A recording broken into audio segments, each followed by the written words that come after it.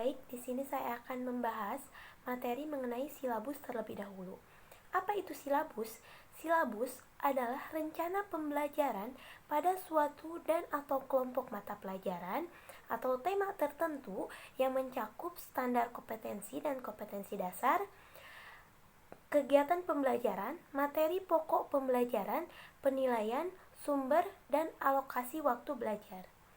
Di Indonesia, silabus merupakan pengaturan dan penjabaran seluruh kompetensi dasar suatu mata pelajaran dalam standar isi, sehingga relevan dengan konteks madrasahnya atau sekolah dan siap digunakan sebagai panduan pembelajaran setiap mata pelajaran. Adapun langkah-langkah dalam pengembangan silabus. Yang pertama, mengkaji standar kompetensi dan kompetensi dasar. Nah, sebelum menyusun silabus, perlu dilakukan pengkajian komponen KTSP yang berkaitan dengan penyusunan silabus, yaitu standar kompetensi dan kompetensi dasar, dalam standar isi dan struktur dan muatan kurikulum.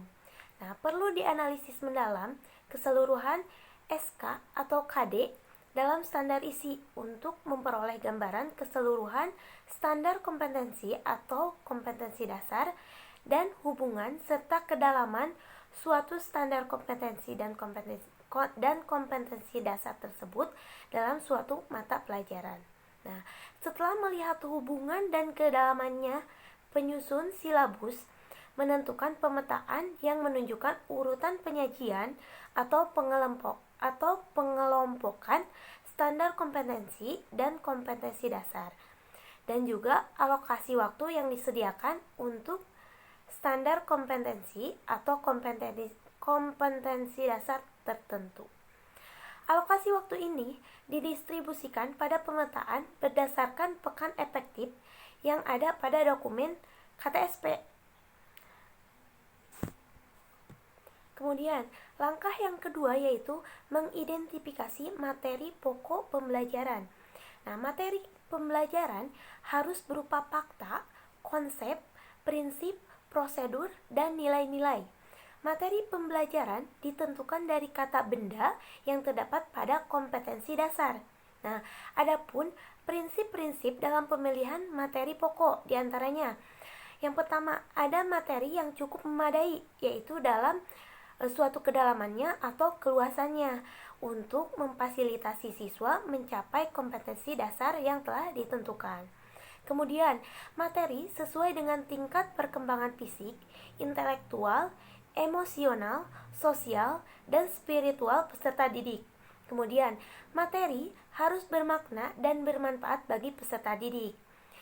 Dan yang terakhir yaitu kesesuaian materi dengan karakteristik kompetensi dasar itu sangat diperlukan. Nah, kemudian langkah selanjutnya yaitu mengembangkan kegiatan pembelajaran. Kegiatan pembelajaran dirancang untuk memberikan pengalaman belajar yang melibatkan proses mental dan fisik melalui interaksi antar peserta didik ataupun peserta didik dengan guru, lingkungan, dan sumber belajar lainnya dalam rangka pencapaian kompetensi dasar. Nah, pengalaman dasar yang dimaksud dapat terwujud melalui penggunaan pendekatan pembelajaran yang bervariasi dan berpusat pada peserta didik. Pengalaman belajar juga mencakup kecakapan hidup yang perlu dikuasai peserta didik. Nah, dalam mengembangkan kegiatan pembelajaran, penting bagi penyusun silabus ini untuk memfokuskan jenis-jenis pengalaman belajar yang sesuai dan aktivitas belajar yang akan membantu siswa dalam mencapai hasil pembelajaran yang telah ditetapkan. Langkah selanjutnya yaitu merumuskan indikator pencapaian kompetensi. Perumusan indikator kompetensi dasar yang berupa keterampilan dirumuskan dalam bentuk kata kerja operasional. Lakukan dengan merinci materi dalam kompetensi dasar. Pada kompetensi dasar, dengan kategori keterampilan kata kerja yang digunakan biasanya berupa kata seperti mempraktikkan, mendemonstrasikan, mensimulasikan, dan sebagainya. Materi pada kompetensi dasar dirinci menjadi tahapan-tahapan kegiatan melakukan suatu keterampilan. Seperti praktik wudu dirinci menjadi bagian-bagian rukun wudu atau tahapan-tahapan berwudu dan contoh lain. Kemudian langkah selanjutnya yaitu menentukan jenis penilaian. Penilaian pencapaian KD peserta didik dilakukan berdasarkan indikator penilaian digunakan dengan menggunakan tes atau non-tes dalam bentuk tertulis maupun lisan, pengamatan kinerja atau pengukuran sikap, penilaian hasil karya berupa tugas proyek ataupun penggunaan portofolio. Nah, penilaian merupakan serangkaian kegiatan untuk memperoleh, menganalisis, dan menafsirkan data tentang proses dan hasil belajar peserta didik yang dilakukan secara sistematis dan berkesinambungan sehingga menjadi informasi yang bermakna dalam pengambilan keputusan. Nah, adapun hal-hal yang perlu diperhatikan dalam penilaian. Yang pertama, penilaian diarahkan untuk mengukur pencapaian kompetensi. Kedua, penilaian harus disesuaikan dengan karakteristik kompetensi dasar.